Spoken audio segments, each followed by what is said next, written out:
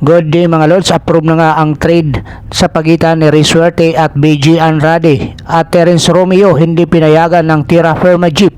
Ito ngayon mga Lods ang ating pag-uusapan sa video natin ito. Ngunit kung bago ka pa lang sa aking munting YouTube channel, humingi po ako ng likes, share and subscribe. Maraming salamat. Ito na nga mga Lods, out na nga ang Converge Fiber Exers ngayong paparating na season ng PBA.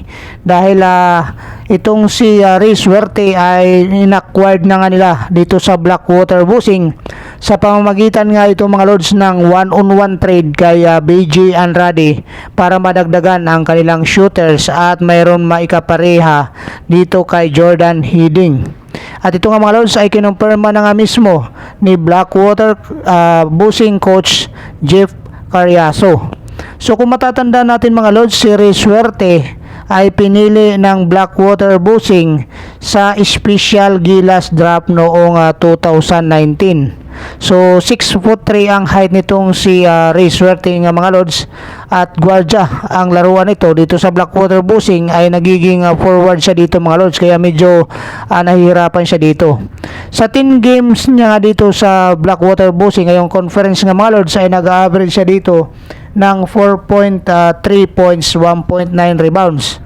At ito na rin mga Lods ay ang pagkakataon na magkaroon sila ng reunion sa mga dating kasamaan sa Gilas Pilipinas katulad nitong si Jordan Hidding at itong si Justin Baltasar, which is nasa Converge Fiber Exers na nga ito mga Lods. Kaya itong si Risuerte ay good moves ito para dito sa Converge Fiber Exers at talagang gusto nga nila makipag-compete na dito sa PBA nga mga Lods at nagdagdag na nga sila ng shooters itong si Risuerte. So itong si BG Andrade naman mga Lods ay pinili ng Converge sa first round bilang 10th overall pick nitong nakaraang 2023 PBA Rookie Draft. Kahit nga itong si BG Andrade nga mga Lods ay mayroong injury, pinili pa rin ito ng Converge Fiber Exers sa first round dahil sa mataas nga ang expectation nila dito kay BG Andrade. Dahil itong si BG Andrade nga mga Lods ay isa lang sa spot mula dito sa star ng Lasar na si Shuni Winston, kaya mataas din talaga ang inaasahan ng Fiber Exers dito sa produkto ng Ateneo de Manila sa junior at saka senior division.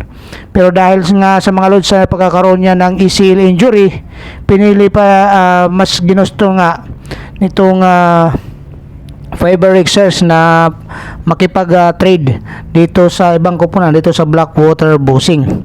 Kaya ngayon mga Lods, nasa Blackwater Busing na si BG Andrade. Ngayon naman mga Lods, punta naman natin itong balita kay Terence Romeo na di umano'y hindi pinayagan ni Tierra Firma Jeep team manager Ronald Tubid na maglaro para sa isang Invitational Cup dito nga sa Zamboanga Valientes. Ito nga mga Lods ang report na ito mga Lods. Terence Romeo hindi pinayagan ng Tierra Firma Jeep para maglaro sa Zamboanga Valientes.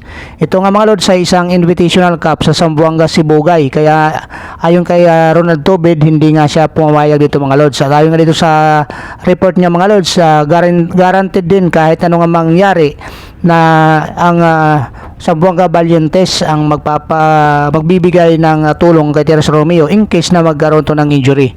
Pero dahil dito nga mga Lods, hindi pa rin ito pinayagan ni Ronald Tubid, ang team manager ng Tierra Firma Jeep, ay syempre ayaw din nila masiguro magkaroon ng injury itong si Terence Romeo. Kaya wala silang reunion itong si Vic Manuel at saka itong si TRX na ito nga sa Zamboanga Valientes. So maraming salamat. God bless you all. Bye bye.